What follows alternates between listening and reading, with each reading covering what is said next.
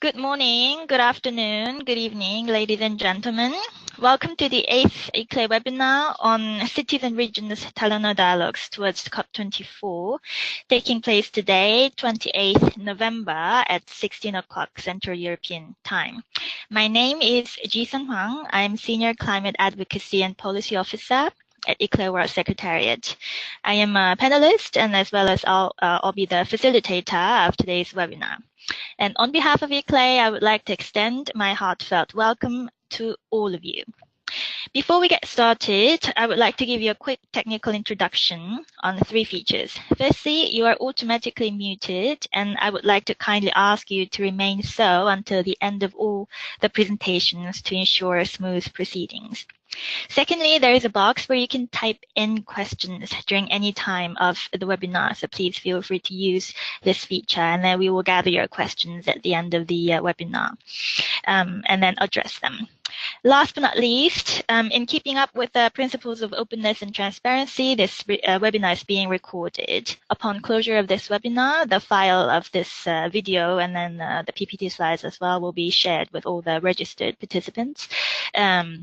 As well as it will be widely distributed through the usual ICLE YouTube channels, among others. And now with that, I would like to move to introducing my fellow panelist, Mr. Yunus Arikang. He is the head of global policy and advocacy at ICLE World Secretariat, and he is also the local government and municipal authorities constituency focal point to the UNFCCC. Now with that, let us get started with today's webinar. This is a table of contents of today's webinar. So we have, broadly speaking, 5 key agendas that will be addressed today. So firstly, we will do a quick recap on the Paris Agreement work program and ICLE's key expectations from COP24 to set the stage for today's webinar. And then we will move on to providing you with the key analysis points from the synthesis report that was recently released by the Secretariat based on all the input for the Talanoa dialogue process. And next, we will give you introductions on all the relevant agendas for cities and regions at COP24. And then we will move on to the Marrakesh Partnership for Global Climate Action at COP24. And this will then be rounded up with information and the latest updates on upcoming events. Now with that, I would like to give the floor to Yunus for his presentation. Yunus, over to you. Thanks, Ji-sun. Good morning, good evening, good afternoon, all colleagues. As Ji-sun mentioned, this first part is relatively capturing how we are approaching to the COP without too much new information, but there are some updates, especially from the presidency events. Let's recall why are we so much engaged in Paris Agreement, because after 25 years of efforts, Paris Agreement recognizes the importance of engagement at all levels of government. And the one decision that is containing in the Paris Agreement, it also captures a number of references. Even the Paris Agreement itself has numerous references to adaptation, capacity building, and loss and damage, amongst others. Therefore, this effort of our support to the delivery of Paris Agreement is, of course, not just anymore a voluntary, but also a mandate for local and regional governments as well. Let's also recall this process. These achievements was a combination of 3 work streams. One, the advocacy of local and regional governments through our advocacy through the UNFCCC process. We had technical negotiations between 2012 and 2015, and the UN Climate Summit also made major contributions in 2014, kicking off numerous actions and collaborations. The Paris Agreement, of course, one of the priorities of the Katowice is that to formulate the implementation phase or the implementation vision, which is called as Paris Agreement Work Program. As you can imagine, this complex structure is full of numerous references.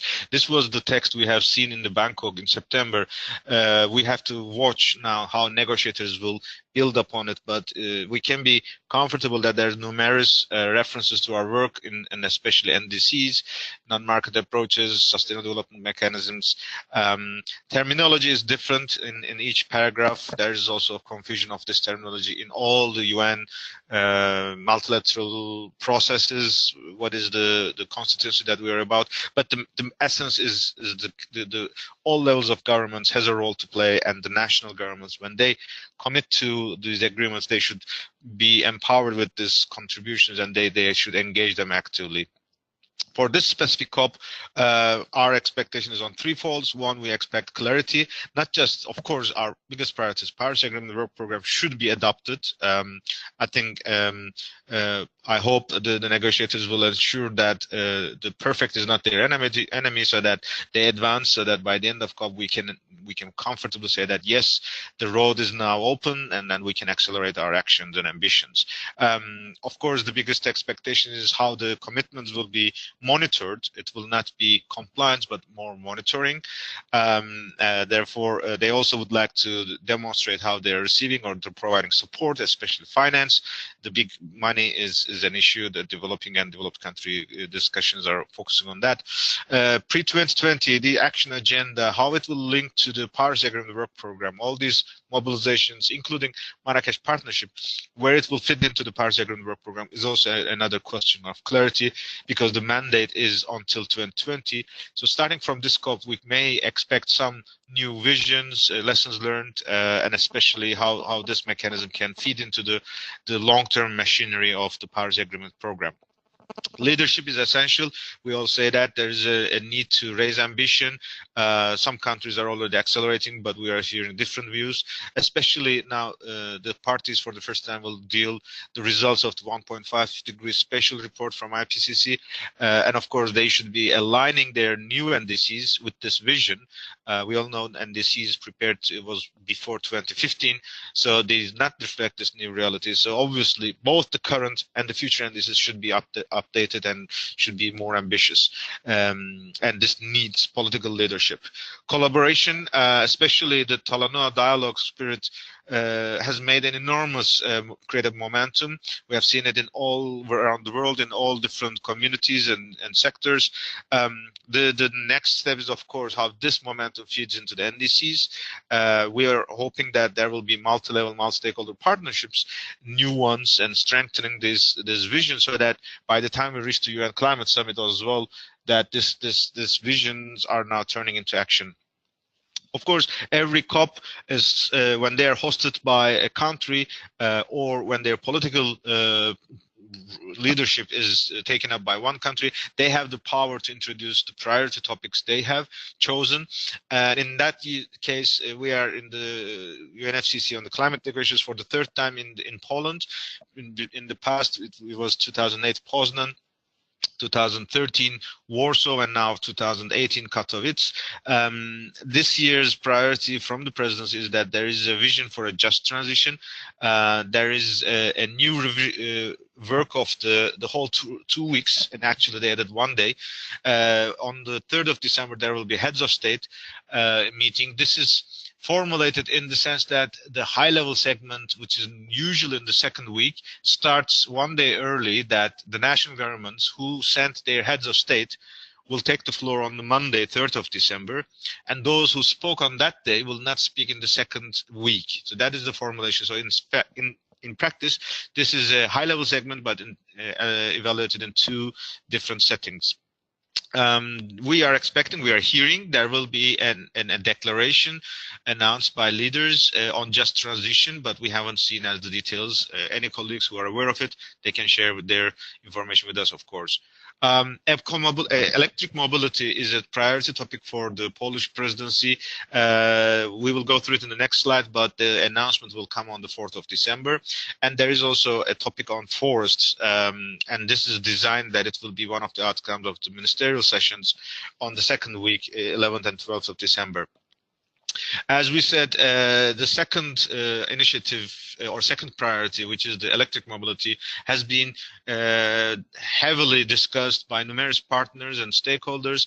The presidency, through the pre-COP meetings, Spatial Envoy has also reached out to local and regional governments, the LGMA, local governments and municipal authorities constituency, both in Krakow, but also in follow-up in Brussels, also in Urban 20. So there has been numerous discussions. A number of our colleagues, like Committee of the Regions, UITP, ICLE colleagues, have been in touch with the delegation. So all these feedbacks have now synthesized by the presidency. It is now announced as the initiative of Poland and the United Kingdom. The text announces that deriving change together Katowice partnership for e-mobility. It's a long text. I will not go into details. Two important points. Before this was introduced, we had shared our inputs, and there is now one specific preamble paragraph added to this declaration, which was not there before, which is underlining the connection between electric mobility to overall urban planning, spatial planning, overall concept of non-motorized transport and low emission, especially public transport, so that electric mobility is only one part of the big solution or big problem of transport or mobility in its entirety. I think this was a very good dialogue with the presidency from our point of view. Of course, everybody has a different vision, and the host country has its own capacities and priorities. This text now has been circulated officially as of yesterday to all partners.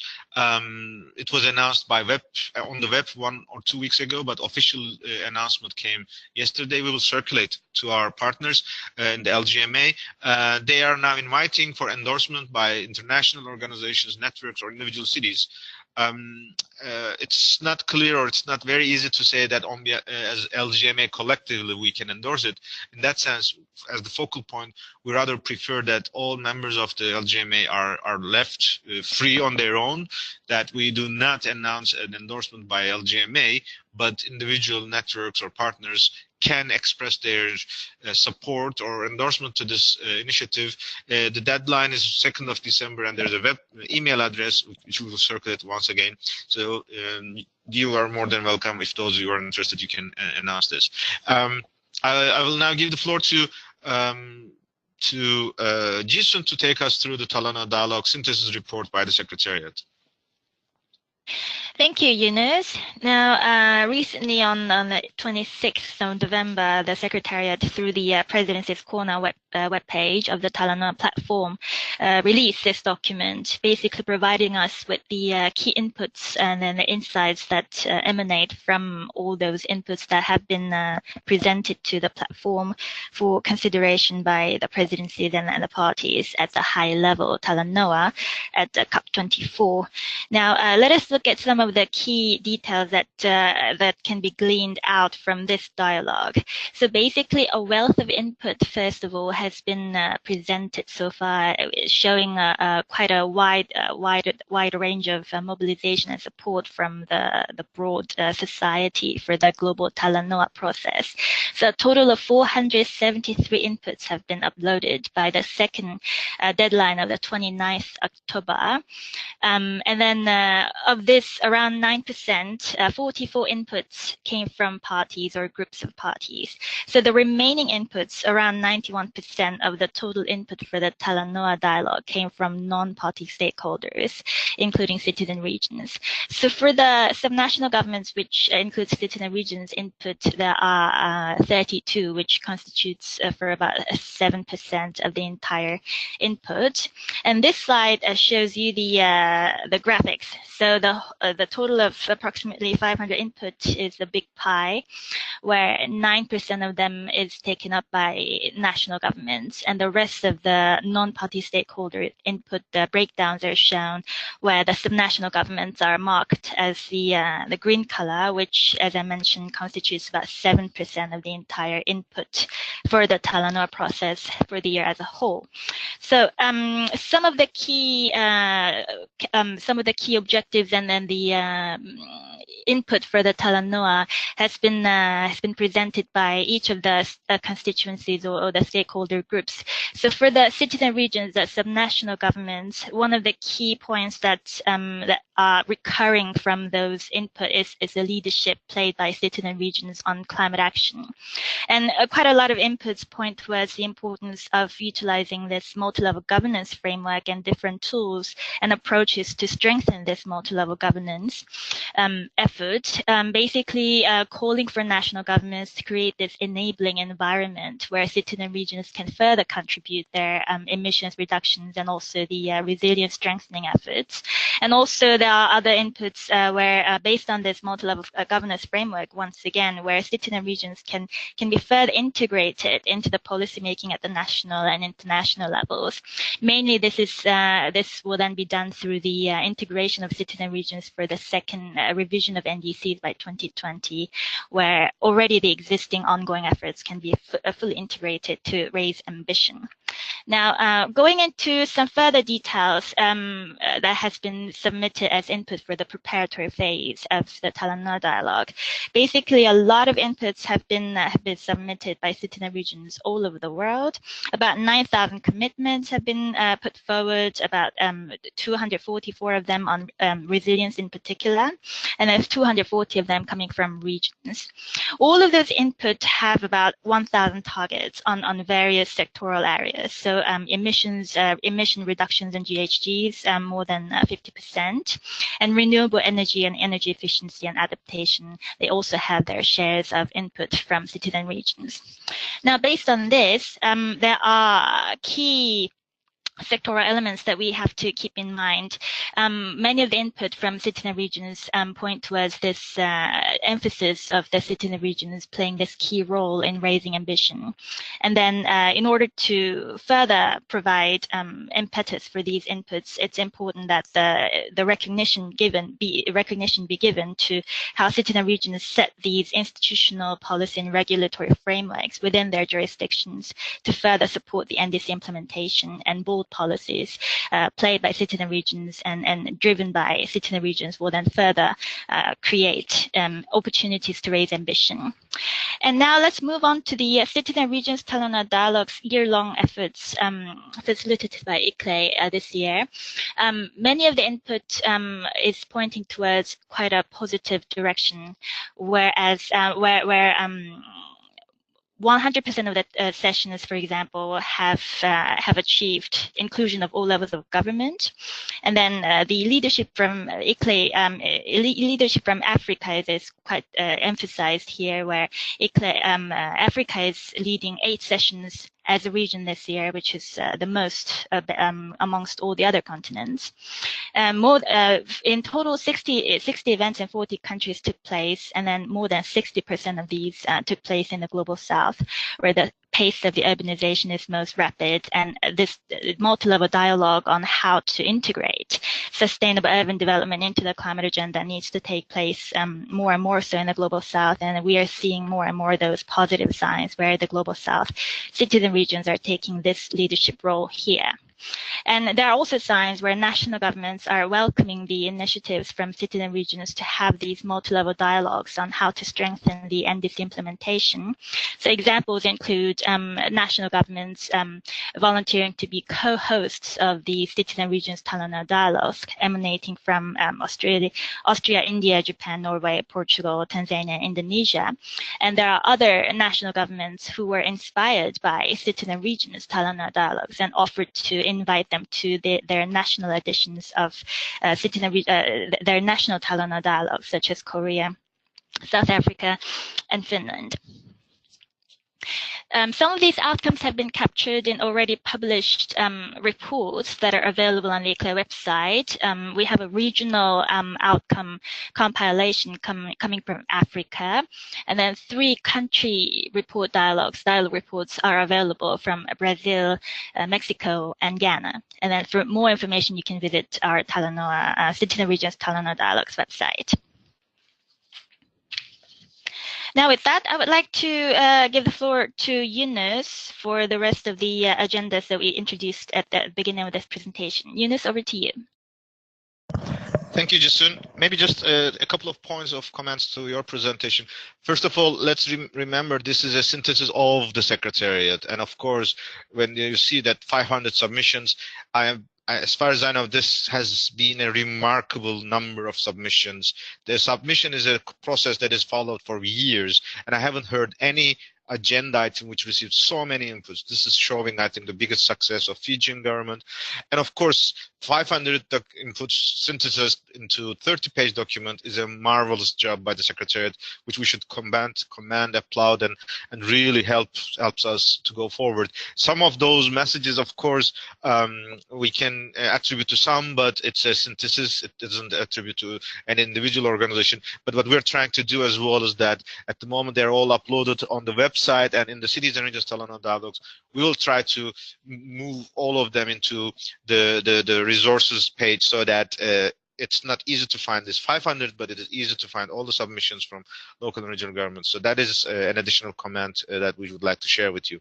So now we are going to the agenda in COP in Katowice.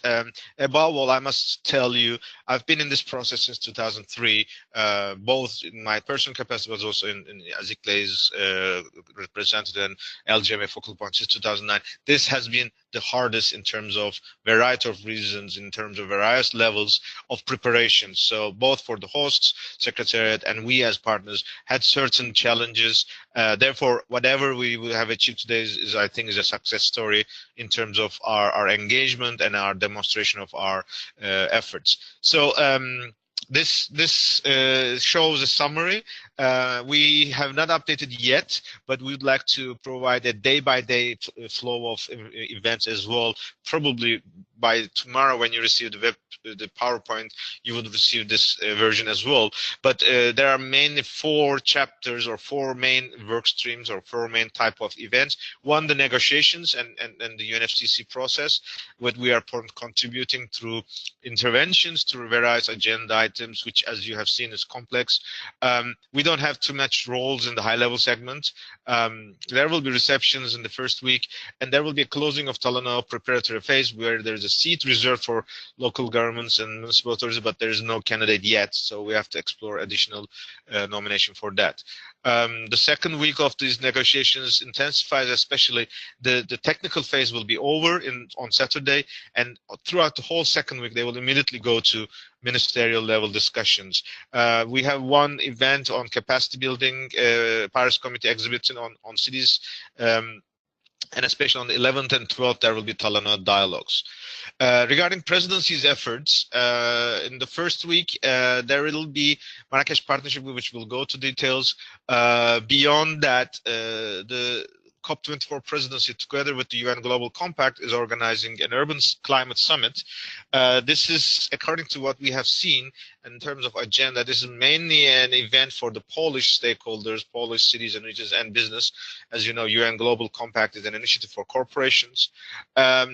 There may be representatives, but we will see. I don't know any of those names at the moment, but there will be numerous Polish representatives, we guess.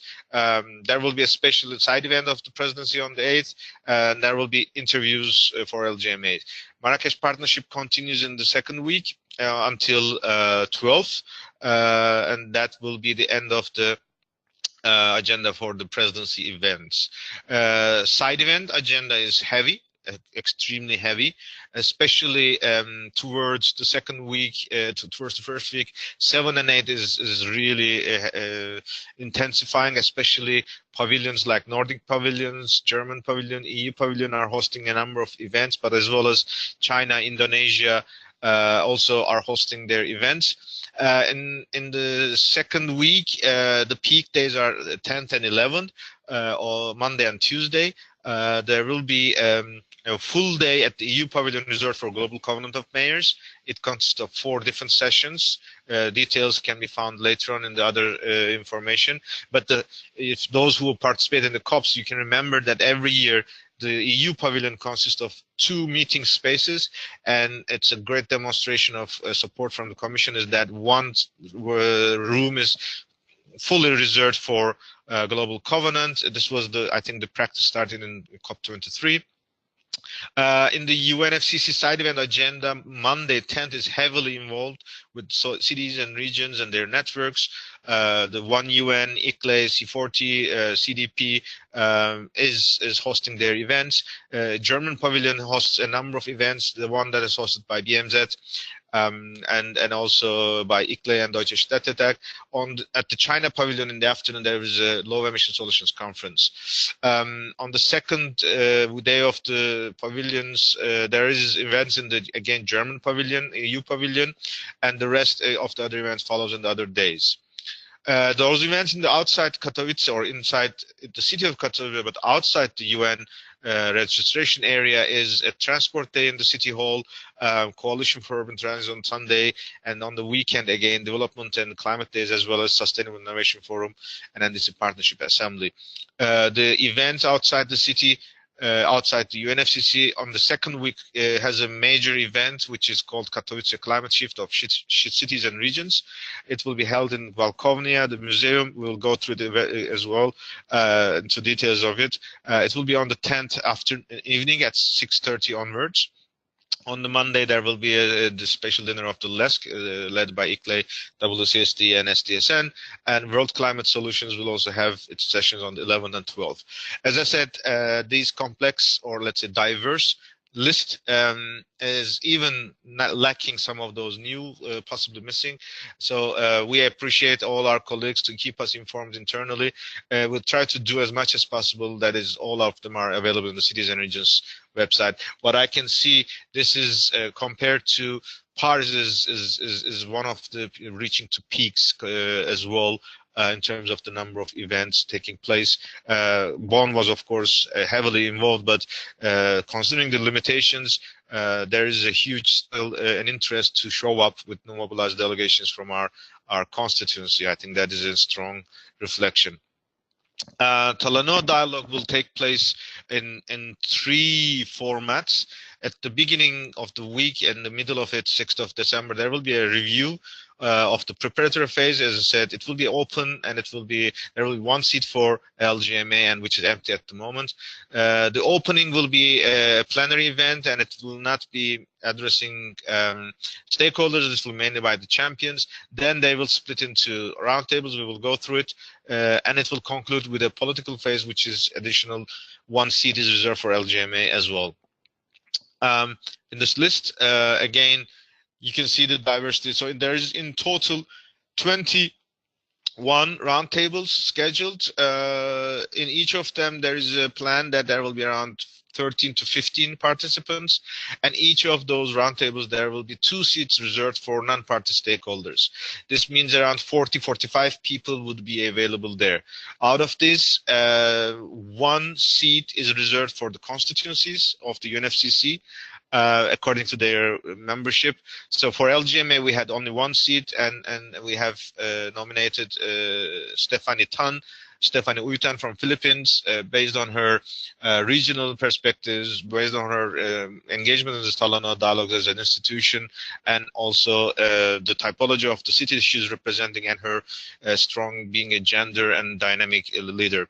There is information that is coming up to us that the presidency or the champions are inviting individual leaders as well, because they have this authority and the capacity.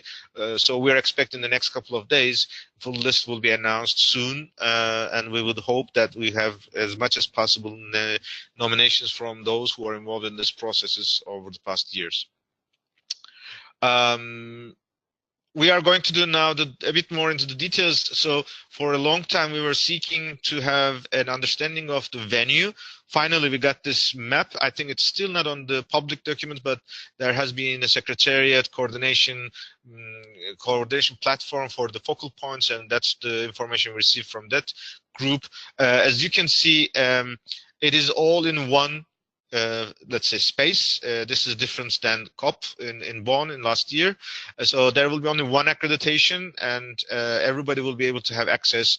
But I think in certain moments there may be secondary badges still may apply. One definite reserved place is for Marrakesh Partnership Action Area, which has a lot of agenda, which is the yellow area. There is this red box, which is the typical plenary rooms, negotiation rooms, and meeting rooms or office spaces. The blue box is the place where pavilions are organized, country pavilions. That is the place where most of the side events are also taking place. And the side events area, which is the orange box at the below, is the G called, let's say, G section. That's the place where official UNFCCC side events are taking place. So let's see, we assume this will all be in walking distance, and there will be, as you can see, probably tents that can make sure that you don't have to change your suits. As you can imagine, in Katowice, we're expecting relatively a cool, if not coldest weather. But this will make sure that once you enter to the venue, you will be able to go through all these venues easily. The Marrakesh Partnership Agenda, this is their latest chart that symbolizes their different events. The key moments are 7th and 8th as the thematic groups, where human settlements will host a 3 hours long session. And there will be other thematic groups on industry, transport, water, land use, oceans, and energy, again on 7th and 8th. On this first week, a roundtable on finance and SDG 12, sustainable consumption, is scheduled. Sunday is closed officially in the UNFCCC premises. This is also, again, different than last year. Last year, there was an open session. There were no negotiations, but side events were taking place. Local and regional leaders summit was one of those. But this year, UN premises are closed on Sunday. In the second week, Marrakesh Partnership has mainly roundtables, which is much more cross-cutting topics, and they are expected to be at the ministerial level as well. During the week, Marrakesh Partnership also organizes a number of other events, such as action hubs and other opportunities. Here you can see the list of themes of the Human Settlements thematic group on the 7th of December, Friday, from 10 to 13. There will be 3 sessions, one on integrated climate action, the second one on raising emissions through sector-specific issues and with a specific focus on buildings, and then looking forward in terms of financing multi-level action. On the 8th, there will be a thematic group. Collectively, we have suggested a theme on just transition. That's a topic which will become very often discussed here in Bonn, here in Katowice, and we thought it would be an opportunity to raise this profile among our opportunities, what local and regional governments can play. But in the Action Hub amphitheater, individual networks have also scheduled numerous events, so we will try to make it a complete list as well. This is, as you have noticed, this year there will be no leaders summit as such that we have seen. We have all explained before that preparations have certain challenges. In Poland, there had been also the local elections in the last month, logistical challenges as well. So this year, with the host city of Katowice, a member of ICLE, we had advanced our discussions that instead of a decision-making event, we rather thought, as you have seen, 10th of December, Monday, will be the peak days for all of us, so that we can come together in one place where we can all get together in an atmosphere where we can proudly demonstrate our unity and diversity, but also ambition, and especially prepare for the Talanoa dialogues in the day after, which is the Tuesday. So the logic would be that this will be a venue. Valkovnia also is a nice venue. It's a former mill. It's a former zinc mill. It's a metallurgy museum now.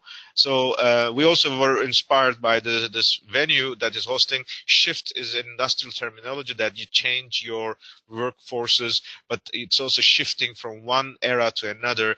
And we hope Katowice climate shift will be the opportunity for us to shift to a new level of multi-level climate action. And through the spirit of Talanoa, we'll now go to an implementation of the Paris Agreement and raising ambition through multi-level climate action. That is the spirit. We will have a cultural program by our hosts. This event is hosted by City of Katowice. There will be remarks, welcome remarks. It will be mainly by the Polish partners and hosts. Then we will have a short half an hour discussion on some select stories from Talanoa's worldwide that will be inspiring us for those who have not been in those sessions to recall our achievements and also highlight some of our outcomes. There will be a family photo with the leaders gathering around this event. And the second, or let's say the last part, will be a special event with the European Green Capitals Network, which is launched at COP24 in Katowice under the leadership of Nijmegen, the European Green Capital 2018, but all the upcoming like Oslo and the previous capitals like Barcelona, like Essen or Stockholm, they're all supporting this initiative. Official launch is assumed to be, as far as we know, it will be at the EU pavilion during the week. This will be more like a share of this vision with other local and regional leaders. One key thing is that, of course, European Green Capitals is a topic beyond climate action. The jury reviews this in multiple assessment criteria. Climate is one element, but it's not the only element. Therefore, I think we also would be benefiting from this, how this holistic sustainability pathways can be inspiring also the climate action. So therefore, we're excited to have a discussion of this networks and listen to them. There will be food and drinks served by the hosts. There will be shuttle buses from the UNFCCC to Valsovnia as well as way back. Therefore, we also have to run a pre-registration system. Here you can see the link. You will share. You will receive it by email as well. This is mainly for the purpose of tracking. There's a capacity of 300 people, and because it also doesn't have to have a UNFCCC accreditation, we also want to track who's coming. We are discussing with Katowice that they would try to make use of some display screens, that we will try to diversify our messages, that videos or presentations can be uploaded as much as possible. Technical information we will try to follow soon, but we assume there are some numerous documents that we can share. And this event is currently endorsed by Global Covenant of Mayors, Global Task Force, European Committee of the Regions, as well as European Commission. It is hosted by Katowice in collaboration of ICLEI and Citizen Talanoa Dialogues. Let's recall once again, the life goes on, especially post Katowice is even more important than Katowice itself, because regardless of what happens, we have to push our national governments and our constituency for more ambitious action. The next year will be pretty interesting because we will be preparing for 2019 UN Climate Summit. Just recently, there is negotiations concluding to launch a global biodiversity framework, which will conclude in Beijing in 2020. Local and regional governments are also very active there, and there is a hope that biodiversity and climate agendas can support each other more actively. UN Environment and UN Habitat will have their own assemblies. There will be an ICA conference in Heidelberg in May, at the end of May. R20 will host Austria World Summit for the third round in Vienna on 20th of May. In Bonn in June, there will be intensive agendas. This is the time where UN is meeting for the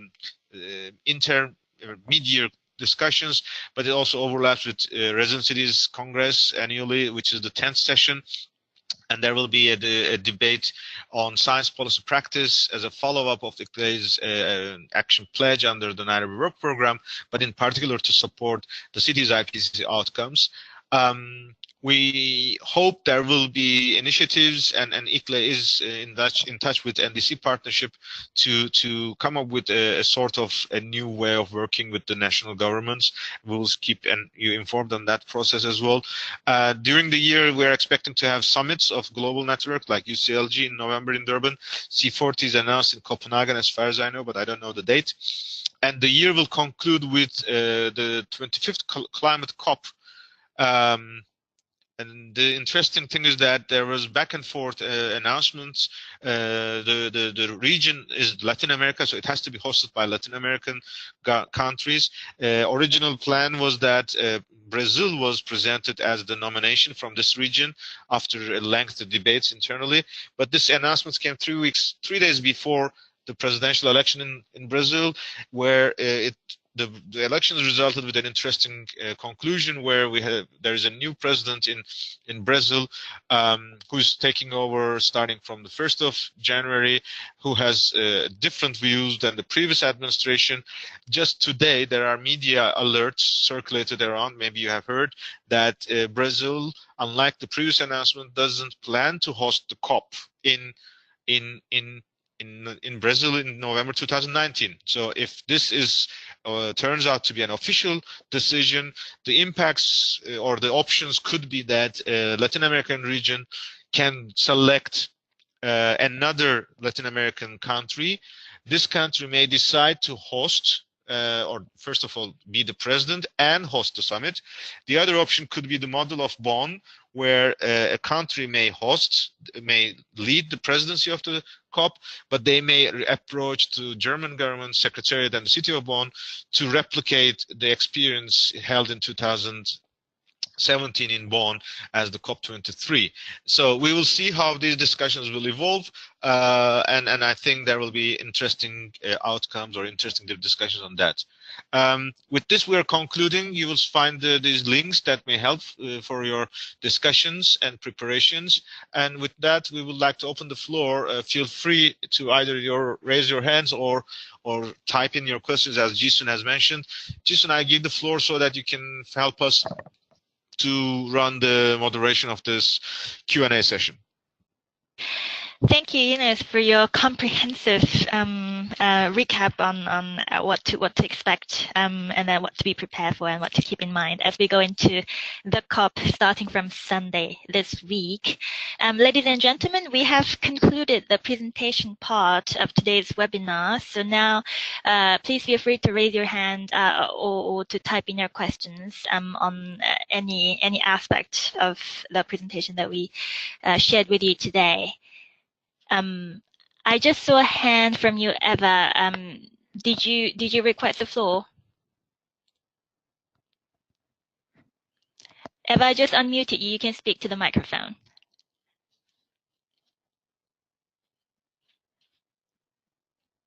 Eva?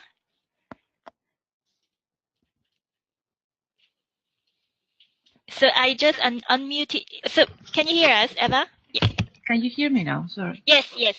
We hear you. Go ahead. Because I missed the first part of the 10th presentation. So will it be anything at the city council, at the city hall, or not at all for the mayors? Because I've seen that there was a program that Yunus presented. So is this the program that you're referring to?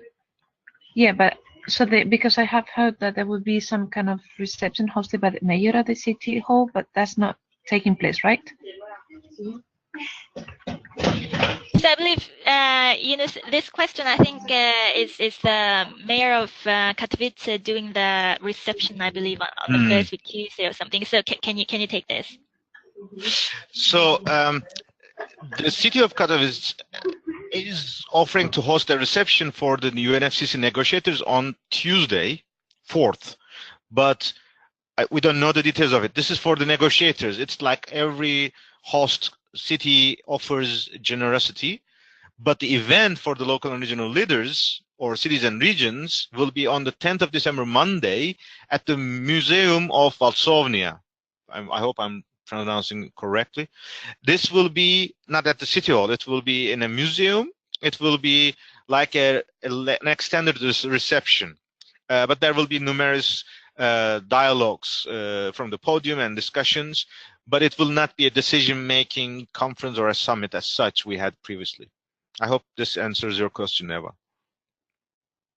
Question is, will we have any kind of declaration after the GCOM day or not really?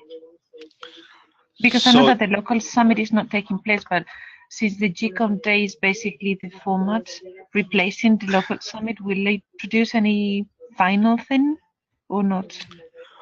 Well, Not that we have to, but it's just because some mayors have asked me. I mean, I'm just checking whether we have any colleagues from the GCOM Secretariat. I see Marshall, maybe he can respond. As far as I know, there is no plan, but there may be that I am not aware of it. Marshall, I see you in terms of list of participants. Would you like to take that? Or anyone from the GCOM, let's say, council, founders council, or partnership, you can raise this. As far as I know, there's no declaration expected. I heard there may be a press conference, and I think that is coming from C40 on mainly the presentation of the urban summary for policymakers of the IPCC report. GCOM, will it conclude with a declaration? We have to ask the colleagues from GCOM, but yeah, we can ask. So Marshall, I just unmute you. Can you provide us with more input on this?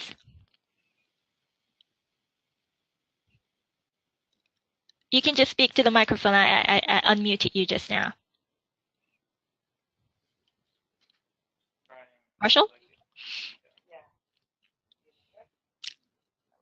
Can you hear us?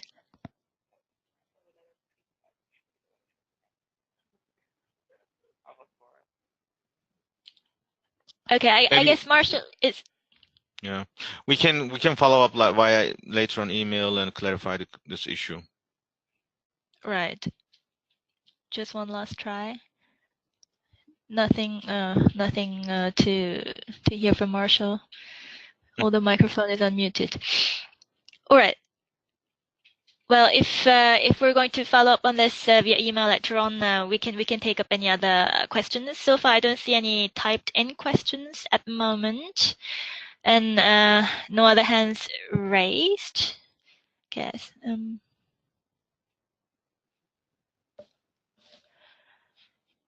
Are there any other questions from the members of the audience? It's been 25 slides that we basically downloaded to you. It's been quite a lot, and we understand that it's quite overwhelming in terms of the level of volume of information. Yes, Roberto, I see your hand raised. Please, I give you the floor. I just unmuted you so that you can. It says you're self-muted. Can you unmute yourself? We give you the floor, Roberto. I just wanted to make clear you said in your presentation, 32% of the cities and regions gave inputs on the platform, or just 7%. I was not sure. It was 7%. The number of input counted is 32, and then we have 473 in total. So that makes the 32 submissions as 7% from cities and regions. Just to clarify. You're welcome. You're welcome. Maybe that is by the deadline of 29, and there may be others still flowing to the Secretariat. That's possible.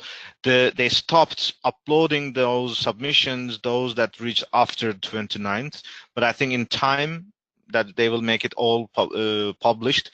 That's why we are recommending that if you have already submitted, you can share with us. We received some of our partners' submissions, and we are trying to make them also available so that maybe independent from the Talanoa website, we can consider that our inputs, whoever has sent from our LGMA constituency, that are made available so that those who are interested can download it easily. True. Are there any other questions from the members of the audience?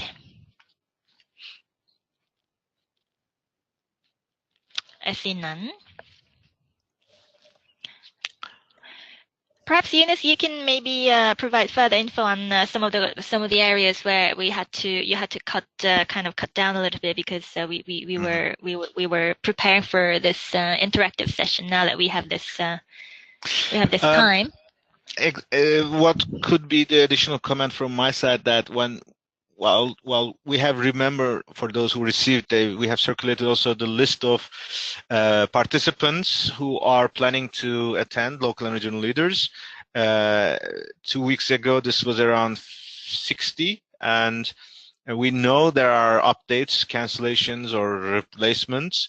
We are hoping that we can circulate it tomorrow as well, another version. Feel free to inform us if there is any information that you have that is helpful to include in this. And I recommend to all of us to make use of the Cities and Regions Talanoa Dialogues. That was the website we have been using since 2016 as the base for our information sharing. And feel free to circulate in your links or so that we can share as much as possible. The delegation participation, and we didn't touch upon this LGMA mobilization on site. This would also be upcoming. So we will also share with you the LGMA daily briefing rooms, which is this time a bit difficult because of the lack of space. From ICLE side, Jisung will be on Katowice, starting from Sunday onwards, and she will be leading our coordination of our constituencies as well. So as we are all focused on event management side, there is still negotiations as well. There will be numerous meetings with the presidencies. An open dialogue is expected to be held with the presidency. We all assume this will be on the first week, so that all the technical negotiations, the kitchen work will be completed on the first week. Those you can remember in Paris and all the other COPs, that the moment when the high-level segment starts, those unsettled issues are left into the hands of the ministers. And there are moments that even the ministers cannot agree, but then the presidency can come to the table, offer their own texts, and then ask for support from the parties. Let's see how the presidency will lead this process. Obviously, lack of another presidency at this stage may prove to be a bit challenging, and we all know sensitivities about the commitments. Today, EU was expected to announce its long-term strategy, how the balance between the raising ambition and how to also manage that. The most efforts will be spent to define the work program. This is a delicate balance. So we would be hoping that our engagement is not foreseen as a headache for negotiators, but also complementing them. But it is true, for the negotiators, there's a big agenda for them to conclude, and of course, raising the best action to raise ambition would, of course, be to complete the Paris Agreement work program. So let's wish the negotiators the best of success. I personally wouldn't like to be in their shoes in these difficult times, but we are expressing our support to them so that they agree with an ambitious program. Great. Well, we have 5 minutes left in this webinar, and still I don't see any additional questions coming in, either through the questions box or the hand raised. Well, Eunice, would that constitute as your closing remarks, or would you like to provide anything else? Okay. All right. So with that, we believe we close this webinar now, as I see no further questions coming in at the moment. Let me just pause here to see if there are any other members of the audience who would like to raise questions or comments. You can raise your hand or you can type in questions if you like. Okay, I see none. So with that, then we would like to close this webinar. As I mentioned at the very beginning, in keeping up with the principles of openness and transparency, this webinar resources of the video file as well as the PPT will be available. And I would like to thank you once again for joining us today for our last LGMA webinar towards COP24. With that, I look forward to seeing many of you in Katowice starting from Sunday this week, and I wish you a safe journey from your home country to Poland. This webinar is now closed.